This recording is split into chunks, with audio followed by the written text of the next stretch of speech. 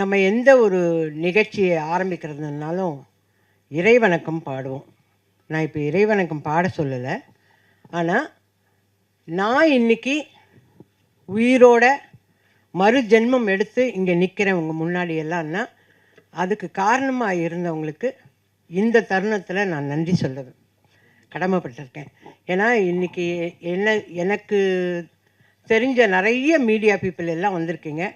உங்கள் எல்லாருக்கும் தெரியணுங்கிறதுக்காக தான் நான் இதை சொல்கிறேன். எனக்கு மறு ஜென்மம் கொடுத்தது ராஜ்குமார் சேதுபதி, ஸ்ரீபிரியா, சுஹாசினி, மணிரத்னம் சார், கார்த்திக் தம்பி, Suriya, Rajini sir, Kamal sir, ACS Shanmugam, Sarathkumar sir, Radhika. இவங்க அத்தனை பேரும் பல லட்சங்களை, 1-2 இல்லை, பல லட்சங்களை போட்டு எனக்கு மறு ஜென்மம் கொடுத்துருக்காங்க. அவங்க மறு ஜென்மம் கொடுத்தனால தான் இன்றைக்கி நான் உங்கள் முன்னாடி நின்று பேசுகிறேன். அவங்களுக்கு இந்த தருணத்தில் நான் நன்றியை தெரிவிச்சுக்கிறேன்.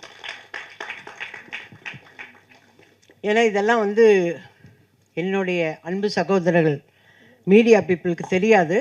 அவங்களுக்கெல்லாம் தெரியணுங்கிறதுக்காக தான் நான் இதை சொல்கிறேன். அதே மாதிரி இப்போது கான்சிட்டி 25வது நாள். நான் நடிக்க வந்த காலத்தில் 25 வாரம், 50 வாரம், 260 நாள், 365 நாள் இப்படி படங்கள்லாம் போச்சு. அப்போ தான் எங்களை கூப்பிட்டு ஷீல்டெல்லாம் கொடுப்பாங்க. அது இருக்குது நிறைய. இப்போது 25வது நாள். இந்த 25வது நாள் வர்றதுக்கு காரணமே நீங்கள் எல்லாரும் தான். உங்கள் எல்லாருக்கும் தான் நான் நன்றி சொல்லணும். நானே நிறைய யூடியூப்பெல்லாம் பார்க்க மாட்டேன். இதை பார்க்கும்போது இங்கே வந்தவர் ட்ரெய்லர் ரிலீஸ் ஆன அன்றைக்கி வந்த ஒரு யூடியூப்கார் சொல்கிறார், நான் பார்த்தேன், அது நல்லா இருந்தால் படத்துக்கு போவோம், இல்லைன்னா வேண்டான்னு இருந்தேன். ஆனால் படத்துக்கு போய் உட்காந்துட்டு வெளியிலே வர முடியல. அந்த அளவுக்கு அது அவ்வளோ இன்ட்ரெஸ்டிங்காக இருந்தது. அந்த படம் ரொம்ப சூப்பராக பண்ணியிருந்தாங்க அப்படின்னாங்க. நிறைய பேர் சின்ன சின்ன ஆடியன்ஸ் எல்லாம் கேட்குறாங்க. இவங்க எல்லாருமே ஐயோ ரொம்ப நல்லா இருக்குங்க, ரொம்ப நல்லா இருக்குங்கன்னாங்க. நிறைய வருஷத்துக்கு அப்புறம், நிறைய வருஷம், அதாவது அருணாச்சலம் இதெல்லாம் முடிஞ்சதுக்கப்புறம் வடிவக்கரசியம்மா இதில் நல்லா பண்ணியிருக்காங்கன்னாங்க. ஐயோ நான் திருப்பி படிக்கிறேன். எதோ மறந்தா போல போய் எழுதிச்சு அந்த பிள்ளை அப்படின்னு சொல்லிட்டு திருப்பி படிக்கிறேன். அந்த மாதிரி அவ்வளோ சந்தோஷமாக இருந்தது. சரிங்க, ஒருத்தர் நல்லா நடித்தா, நான் இதை கேட்டுடுறேன், கோச்சிக்காதீங்க யாரும். நீங்கள் எல்லோரும் யூடியூப்பில் வடிவக்கரசி, யோகி பாபு நல்லா நடித்தாங்க, இவங்க நடித்தாங்க, அவங்க நடித்தாங்கன்னு எல்லாம் சொல்கிறீங்க. ஓகே, இவங்களுக்கு வேலை கொடுங்கன்னு ஏன் எழுத மாட்டேன்றீங்க, சொல்ல மாட்டேன்றீங்க? அந்த காலத்துலையாவது தினத்தந்தியில் ஒரு வழி எழுதுவாங்க, இவர்களுக்கு நல்ல எதிர்காலம் இருக்கிறது அப்படின்னாவே ப்ரொடியூசரோ டைரக்டரோ அதை படித்தா, ஆஹா அப்போ வடிவக்கரசின்னு ஒரு நடிகை வந்திருக்கு, அதுக்கு வேலை கொடுக்கலான்னு வாங்க. ஆனால் நீங்கள் எல்லாம் அந்த ஒரு வார்த்தையை சொல்லுங்களேன் தயவு செஞ்சு. நீங்கள் சொல்கிறீங்க இந்த தேங்க்ஸ் மீட் முடிஞ்ச உடனே உங்களோட யூடியூப்லலாம் வடிவக்கரசி நல்லா நடிச்சிருக்கு, அதுக்கு நீங்கள்லாம் வேலை கொடுக்கலாம் அப்படின்னு எழுதி எனக்கு வேலை வாங்கித்தாங்க. ஏன்னா எங்கள் டைரக்டர் கொடுக்குற மாதிரி தெரியல, அவர் போயிட்டார் ஷூட்டிங்க்கு. இதில் கான்சிட்டியில் நடித்த Yogi Babu sir super busy, அவர் ஆல்ரெடி பிஸி. தம்பிக்கு 4 படம் வந்திருக்கு.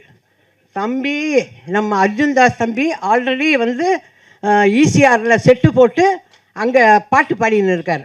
ஓகேவா? இதெல்லாம் கேட்குறேன், நான் கேள்விப்படுறேன், எல்லோரும் இருக்காங்க. நான் என்ன பண்ணுறேன்னா வீட்லேயே உட்காந்துருக்கேன்.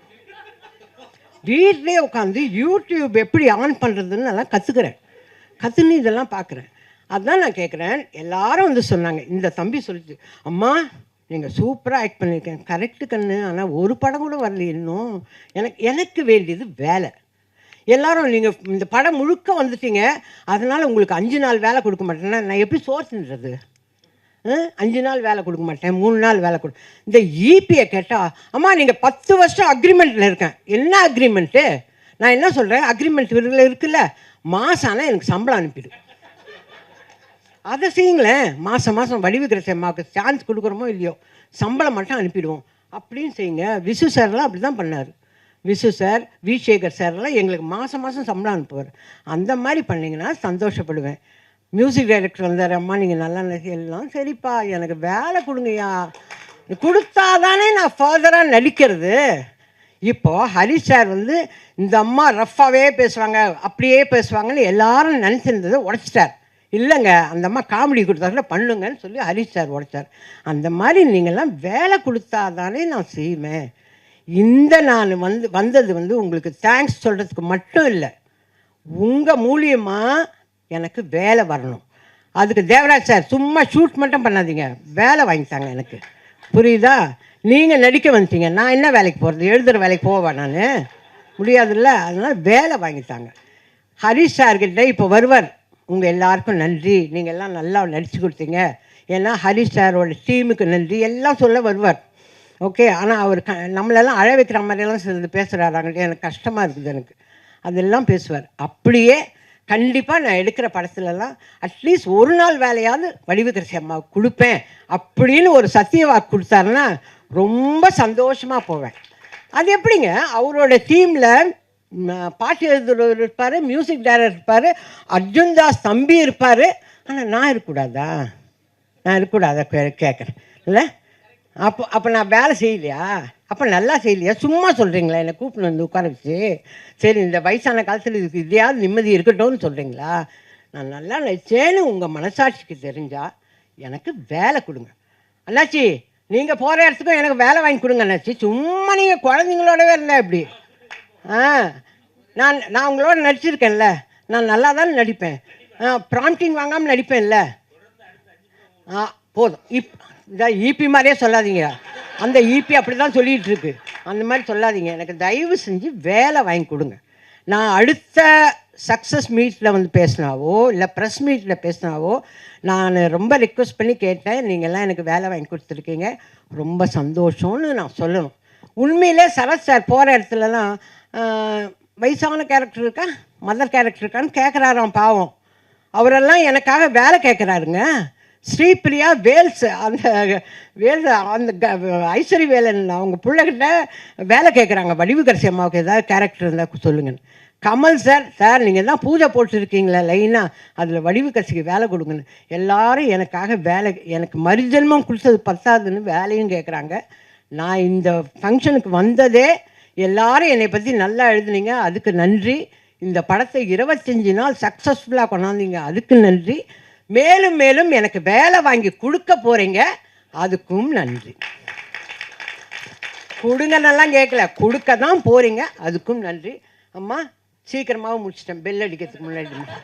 ஏன்னா எனக்கு டைரக்டர் பேசுகிறத நான் பார்க்கணும், நான் போயிடக்கூடாது, நான் பார்க்கணும். என்ன தான் சொல்கிறாரு பார்ப்போம். அண்ணாச்சி நீங்கள் தான் சாட்சி. நன்றி நன்றி நன்றி நன்றி நன்றி.